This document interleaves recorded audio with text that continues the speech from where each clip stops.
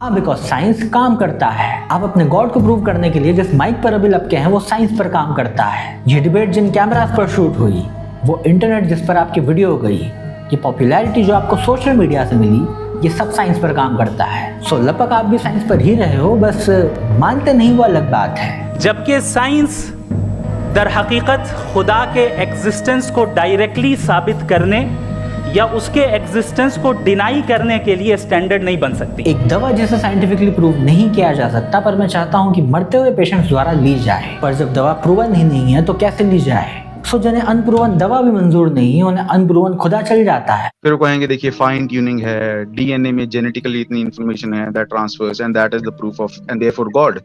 And I don't think it's a relevant argument for the existence of God, and that's why I reject it. तो क्या आप agree कर रहे हैं कि खुदा के कॉन्सेप्ट को समझने में साइंस का इस्तेमाल नहीं करेंगे? ना आप करेंगे ना मैं करूंगा। हाँ ठीक है।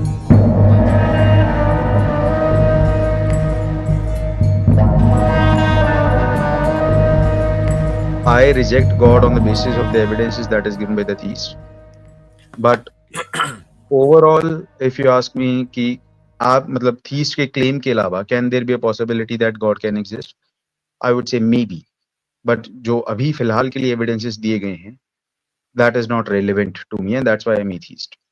So I call myself an agnostic atheist. That's why. जी. जो थीस्ट की तरफ से एविडेंसेस दिए गए हैं कि जिनकी वजह से आप मुतमईन नहीं हैं, वो क्या है? जैसे बेसिक आर्गुमेंट्स हैं कि there is a creator. I don't think that there is enough evidences. That's fine. आपने कहा कि मैं थीस्ट की तरफ से दिए गए जो एविडेंसेस हैं उन्हीं की बुनियाद पर मैं एक एथिस्ट बनाऊं।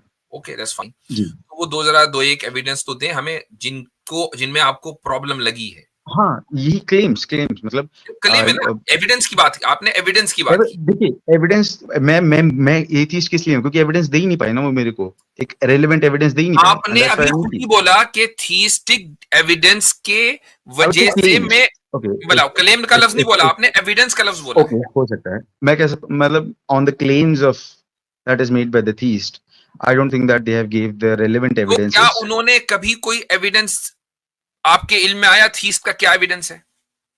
कोई प्रॉपर पक्का एविडेंस नहीं जिसपे मैं कह पाऊं कि हाँ। कच्चा वाला बताते हैं। कच्चा वाला जैसे free will exist, and I always ask them what are the agents of free will. I think they are unable to answer it. Do creator, मैं बताता हूँ, जैसे वो कहेंगे creator exist and I ask them how. फिर वो कहेंगे देखिए फाइन ट्यूनिंग है, डीएनए में जेनेटिकली इतनी इन्फॉर्मेशन है that transfers and that is the proof of and therefore God. And I don't think it's a relevant argument for the existence of God, and that's why I reject it. Why? Why is it irrelevant? In my opinion, all these findings are by the scientist itself, and science is a dynamic subject. तो आप तो claim नहीं कर सकते because you are an objective guy who thinks that जो कुरान में लिखा है that is the perfect truth, और उसके अलावा कोई और truth नहीं हो सकता, right? But science is a dynamic subject. अगर science ने कुछ finding की है तो वो change हो सकती है. So you cannot claim that this is the evidence and therefore God.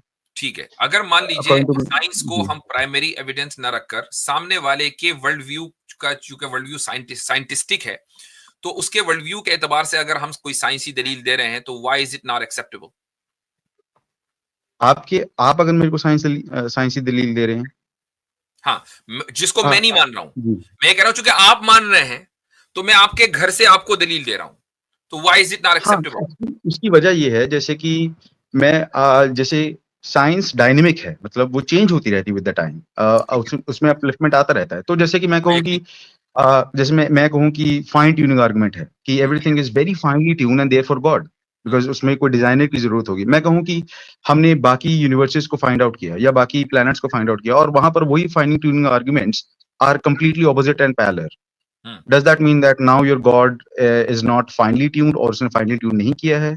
तो आई थिंक फाइनली ट्यून पे आर्गुमेंट पे क्लेम करना, क्योंकि साइंस ने ढूंढा है ना, वो that is a mathematical equation जो साइंस फिजिसिस्ट ने ढूंढी है, वो गलत भी हो सकती है because all these things are based on hypothesis.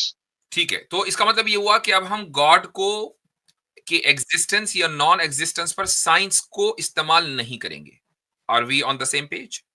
No, because if you, let's say if you claim something which I know it is not true, then वहां पर मैं तो साइंस का यूज करूंगा, it's completely false. अरे अभी तो आपने बोला कि साइंस Let's डायनेमिक say, है और I'll, साइंस I'll का tell you. इस्तेमाल नहीं कर सकते, और अभी Yeah. एक आप यूज करेंगे। साइंस, जी वाह भाई। साइंस, क्योंकि साइंस आपके लिए भी पास है और मेरे लिए भी पास है। पास कैसे?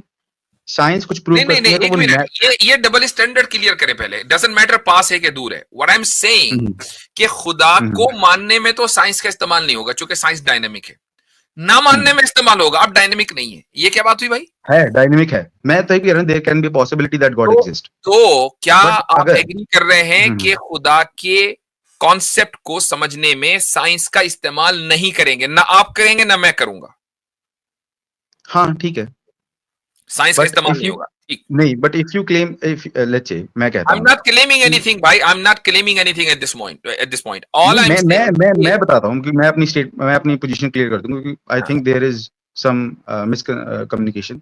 अगर आप कहेंगे कि देखिए जी एक उड़ता हाथी होता है, ठीक है, आप मतलब मैं क्लेम कर लूं, आपने अगर बेसिक फिजिक्स भी पढ़ी होगी तो aerodynamically it is not possible. So you say Manvinder, you know, अरे एरोडायनेमिकली हो इट्स नॉट सकता है कि ये पॉसिबल। चेंज हो जाए। मैं वही कह रहा हूँ, पॉसिबिलिटी तो किसी चीज की भी हो सकती है, एंड तो फिर दैट्स आप व्हाई आई से साइंस दैट। को, आप एरोडायनामिक्स एंड थर्मोडायनामिक्स इसकी जरूरत नहीं ना इस्तेमाल करने की, क्योंकि we are not using science. but let's say no, wait a second, मैं पूरे स्टेटमेंट सुनो। so let's say you have rejected on the basis of science कि मनविंदर एरोडायनेमिकली पॉसिबल नहीं है, बट आई से कि यार नहीं, पर मैं आपको इसका एविडेंस दूंगा, ठीक है। आपने एविडेंस का वेट किया, मैंने कुछ फालतू सा ऐसी कोई बेवकूफ सा एविडेंस दे दी कि देखिए वो है पर वो यूनिवर्स में उड़ रहा है, तो आप जाके ढूंढ लो। तो मैं कहूंगा भाई हमारी नेचुरलिस्टिक पर्सपेक्टिव में एरोडायनेमिकली ये पॉसिबल नहीं है, और आप मुझे कह रहे हैं यूनिवर्स में उड़ते जा रहा है, तो आप कुछ भी क्लेम करते रहेंगे और मैं कुछ भी देखें बेवकूफी तरह ढूंढता रहूंगा, ऐसा तो होने नहीं वाला। देखें ऐसा है कि आप चाहते ये हैं कि खुदा को साबित करने के लिए साइंस का इस्तेमाल ना हो, लेकिन द कॉन्सेप्ट ऑफ गॉड को डिबंक करने के लिए आप साइंस का धड़ल्ले से इस्तेमाल करें। ये डबल हाँ, स्टैंडर्ड है आपका, वैसे देखा जाए यही डबल साइंस को, स्टैंडर्ड है। नहीं, मैं बताता हूँ। अगर मैं गुफ्तगू आगे बढ़ाऊंगा द मोमेंट आप ये कह दें कि मैं किसी भी तरह की साइंटिफिक आर्ग्यूमेंट का इस्तेमाल ही नहीं करूंगा, ना प्रूफ करने के लिए ना डिबंक करने के लिए, अब बात आगे बढ़ेगी, then we are on the same page ना, because I believe, let's say मैं कहूं कि science is dynamic, it's completely dynamic. जब साइंस डायनेमिक है ना, जब साइंस डायनेमिक है तो ये भी हो सकता है कि उड़ता हुआ हाथी आगे डिस्कवर कर ले, तो इसलिए इसको आप there can be possibility. So therefore put science aside. Why do you insist कि आप यूज करेंगे मैं यूज नहीं कर सकता? Why do you insist on that? Because you believe an objective truth. Let's say you Okay, believe, that's fine. मैं उसको आपने डबल स्टैंडर्ड अपना देखा कि आप मुझे डिबंक करेंगे, जबकि मैं ऑब्जेक्टिव ट्रूथ में बिलीव करता हूं, आप मुझे डिबंक करेंगे साइंस से, जो साइंस के बारे में जिसके बारे में आप खुद ये कह रहे हैं कि डायनामिक है, वो चेंज हो सकती है। How can you debunk me on the basis of science? जबकि खुद आप मान रहे हैं कि कल को चेंज हो जाएगी। नेचर को पढ़ती है, साइंस नेचर को पढ़ती है ना, पढ़ते रहे, उसको कहिए तू पढ़ती रहो, हम अलग से बात करेंगे ना, वो पढ़ के फारिग हो जाएगी, हम उसकी बात मान लेंगे, उसे को पढ़ती रहो भाई, अभी बहुत टाइम है। अभी देखो मनविंदर सिंह, मेरे ख्याल से जो लोगों ने नीचे जो एहतजाज किया, प्रोटेस्ट किया ना आपके आने पर, मुझे ऐसा लग रहा है कहीं कहीं वो जस्टिफाइड है, because you are showing a hypocritical position कि आपको हक नहीं है चूंकि साइंस डायनामिक है, मुझे हक है चूंकि साइंस डायनामिक है। That's completely nonsense. आपको ये शुरू से पता है कि साइंस डायनामिक है, मेरे को पता है, आपको भी पता है, मुझे भी पता है। Still you give the evidence ना, but still you give the evidence. मैं नहीं दे रहा हूं ना, मैं नहीं दे रहा हूं भाई, मैं साइंटिफिक दलील नहीं देता हूं, मैं नहीं देता हूं साइंटिफिक दलील। I don't resort to scientific arguments. आप सुनेंगे नहीं, तो अब that's why I am saying, let's say आपने उसको मक्खी का एग्जांपल कहा कि देखो अगर तुम्हें साइंटिफिकली पता होता तो शायद तुम आर्गुमेंट नहीं देते, वो आपके सेटिस्फैक्शन नहीं देते, वो आपके सेटिस्फैक्शन के लिए देते हैं हम, कि चूंकि आपका वर्ल्ड व्यू साइंटिफिक है तो हम आपके सेटिस्फैक्शन के लिए नहीं दिखा सकते ना। आपको दलील का ही नहीं पता कि दलील किसे कहते हैं। दलील दो तरह की होती है, एक दलील तहकीकी, एक दलील इल्जामी। दलील इल्जामी का मतलब ये है कि आप अपने अपोनेंट को वो दलील दे रहे हैं कि जिसको वो खुद मानता है। तो हम जब भी अगर साइंटिफिक दलील देते हैं तो इस बुनियाद पर देते हैं कि आप उसको मान रहे हैं, हमारे नजदीक उसकी कोई अहमियत नहीं, दो कौड़ी की औकात नहीं है। आप चूंकि मान रहे हैं, ओके लो भाई पकड़ो इसको। हम अगर मान लीजिए वेद खोलकर दिखाते हैं, इसका मतलब ये नहीं कि हम वेद को सही मान रहे हैं। गीता खोलकर दिखाते हैं तो मतलब ये नहीं कि गीता को हम वर्ड ऑफ गॉड मान रहे हैं। चूंकि तुम मान रहे हो, देयरफॉर इसको पढ़ो भाई, देखो क्या लिखा है, ये मतलब होता है। तो या तो आप मुझसे Science डिबेट का- करें, मुझसे कॉन्सेप्ट ऑफ गॉड के ऊपर मुझे गुफ्तगू करते बड़ा अच्छा लगता है, लेकिन फिर ये तय कर लें कि साइंस का जिक्र कहीं नहीं आएगा, यार, और अगर आपकी तरफ से सुन आएगा तो नहीं फिर रहे मेरी ना। तरफ से भी आएगा भाई। ये क्या बात हुई? अगर आप प्रेजुडिस लेकर आएंगे तो सुन नहीं पाएंगे। मैं कह रहा हूँ कि science there is no prejudice. यही है। अरे यार, ये आप सुन नहीं रहे ना, क्योंकि आप लगातार बोलते जा रहे हो, आपको लग रहा है मेरी पोजीशन नहीं है। मैं कह रहा हूँ कि दरअसल डायनामिक का हजरत मतलब इनका चेंज हो मसला सकता यही है, है पर वो चेंज कि भाई तो मनविंदर भैया साहब रुकिए जी, अरे थोड़ा रुकिए आप, सॉरी मैं अगर ऐसी लैंग्वेज आ गई मुझसे। हजरत इनका मसला ही यही है मनविंदर भाई का, कोई नए कॉलर नहीं है, हर एक चैनल पे जा चुके हैं, लास्ट में इन्होंने कुछ नहीं बोलना, लास्ट में इन्होंने बोलना कि नहीं मुफ्ती साहब आपने सही जवाब नहीं दिया, तो इसीलिए नहीं वो कोई बात एहतजाज नहीं। हो रहा देखें था। देखें, हमें किसी को मुतमईन करने का हमने कोई ठेका तो लिया नहीं है, और ना हमने ये दावा किया कि हमारे को मुतमईन करके भेजेंगे। That's in completely fine. अगर वो ये कह रहे हैं कि मैंने सही नहीं जवाब दिया, गलत जवाब दिया, that's okay, I don't care about it. What I am trying to say कि जब आप किसी से गुफ्तगू करते हैं तो गुफ्तगू के कुछ उसूल तय होते हैं। ये नहीं होगा कि मैं तो बात करूं ईरान की, आप करें तुरान की, ये नहीं होगा। ठीक है, एक ही पेज के ऊपर बात करनी पड़ेगी, एक ही फील्ड में। मैं तो खेल रहा हूं स्टेडियम में, आप खेल रहे हैं सड़क पे, तो मुकाबला कैसे होगा भाई? आपको भी रिंग में आना पड़ेगा ना, उसी रिंग में जहां पर बॉक्सिंग चल रही है। अब मैं बोलूं, आई थिंक मैं अपनी स्टेटमेंट थोड़ी डिफाइन कर दूं, आप समझ नहीं आए। साइंस डायनेमिक है, ये उसकी वीकनेस नहीं है। साइंस डायनेमिक है, ये उसकी खूबसूरती है। I फिर से agree सुनिए, with it. दोबारा I सुनिए। agree with it. रुकिए, I मैं- want अरे science एक to be ही करने में dynamic. तो कैसे समझ आएगा? बात science now you are overruling me. Science की Sir, तो बात नहीं हो रही you कि are doing the science exact काम कैसे thing. करती है। All I am trying to say, can we use science in theology? Can we use science in theology? ये क्वेश्चन है। neither science come into theology, neither theology come into science. बात वो है ही नहीं। पर Can let's say, we use, answer my question. आप Answer to my रुकिए, question. मेरा क्वेश्चन क्या है? Can we use science in theology? will you let me speak? I am letting you speak. You answer my Yeah. question. Can science interfere in theology? Can we use No. science in theology? No. या बिल्कुल ठीक, ये sir no वाला answer है ना, तो आप इसको बहुत पहले But- कह देते कि नहीं, बट कुछ मैं नहीं ये है। कह रहा हूँ, नो नहीं, no means Let's say- no. ठीक है, साइंस को अब हम अरे थियोलॉजी में यार। इस्तेमाल नहीं करेंगे।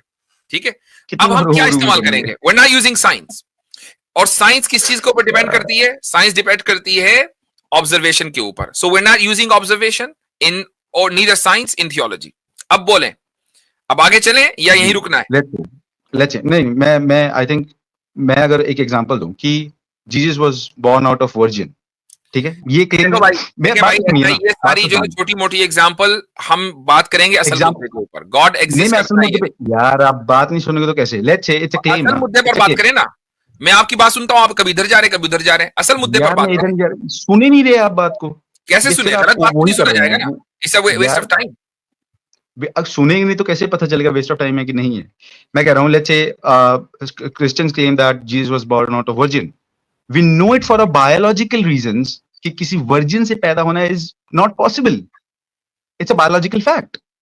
अब आप कहेंगे कि देखिए पर चेंज होता रहेगा, चेंज क्या होगा उसमें? पॉसिबिलिटी क्या है कि मतलब कोई वर्जिन से पैदा हो जाएगा, मतलब एक पॉसिबिलिटी मान ले हम। ऐसे ही if you claim that there is a creator, possibility क्या है उसमें कि there will be an uncaused cause. Can you prove an uncaused cause? Can you? Because science के according there for age of now there can be no uncaused cause, but you believe that there is an uncaused cause. Prove me, give me an चले evidence. भाई, अब देखें, मैंने इनको बोलने दिया और इस 2-4 मिनट में जितनी देर भी ये बोले, इन्होंने साइंस का ही सारा, scientifically it's not possible, biologically it is not possible. तो क्या कर रहे हैं ये कि जब थियोलॉजी पर बात करेंगे, अभी कहते हैं कि नहीं थियोलॉजी में साइंस का इस्तेमाल नहीं कर सकते, लेकिन जैसे ही बात आती है वर्जिन मैरी की, जीसस की या खुदा की, तो फौरन साइंस को लेकर आ जाएंगे। साइंस को नहीं लाना। See that's what I am trying to, that's how I am exposing you and your hypocritical position. is near to both of us, not just me. Doesn't matter के biologically It matters because it is in your senses and it is in my senses as well. But you are claiming something which is not in your senses. Whether it is biologically possible or not, who cares if it is not biologically possible? You came out of virgin. You came out of virgin. That's what you're saying. आपको biological impossibility को इस्तेमाल करना ही नहीं है अगर आपको theology के अंदर बात करनी है। That is what I'm saying. आप impossible चीज को probability नहीं कह सकते ना. There can be a probability that God can exist, but there cannot be an impossibility. Hold on. You force us to put you on mute. So हम भी आपको वैसे ही करेंगे जैसे दूसरे आपके साथ ट्रीट कर रहे हैं। म्यूट करें इनको भाई। तो देखे भाई, मनविंदर आपके ताल्लुक से जो नीचे प्रोटेस्ट हो रहा था वो बिल्कुल ठीक हो रहा था, and I am very thankful कि मैंने शुरू में ही उसको देख लिया था कमेंट्स को। बात यह है कि एथिस्ट के पास ना तो दिमाग है ना पोजीशन है, वो कोई भी हो सकता है। पोजीशन इसलिए नहीं है कि वो ये कहता है कि नहीं मेरे खिलाफ आप साइंस को इस्तेमाल नहीं करेंगे चूंकि साइंस जो है वो डायनामिक है, और मैं आपके खिलाफ साइंस इस्तेमाल करता रहूंगा चूंकि साइंस डायनामिक है। भाई ये कहां की दलील है? जब तक कि मैं और आप दलील के ऊपर मुत्तफिक नहीं होंगे कि दलील और आर्गुमेंट कौन सा होना चाहिए, रैशनल होना चाहिए कि साइंटिफिक होना चाहिए, उस वक्त तक के इस मौजू के ऊपर बात आगे बढ़ ही नहीं सकती। आप अगर किसी भी चीज को जो थियोलॉजी कहती है साइंस की बुनियादों के ऊपर डिबंक करते रहेंगे तो फिर आप ये मानते हैं कि साइंस डायनामिक नहीं है, साइंस ने जो चीज डिस्कवर कर दी कि बायोलॉजिकली इम्पॉसिबल है, तो फिर अब साइंस उसके अंदर मजीद कुछ इजाफा नहीं कर सकती, then science is not dynamic. आपकी अपनी बात में कॉन्ट्रडिक्शन है भाई, contradiction upon contradiction upon contradiction, then therefore you deserve to be muted. चलें फिर कभी बात करेंगे। ओके।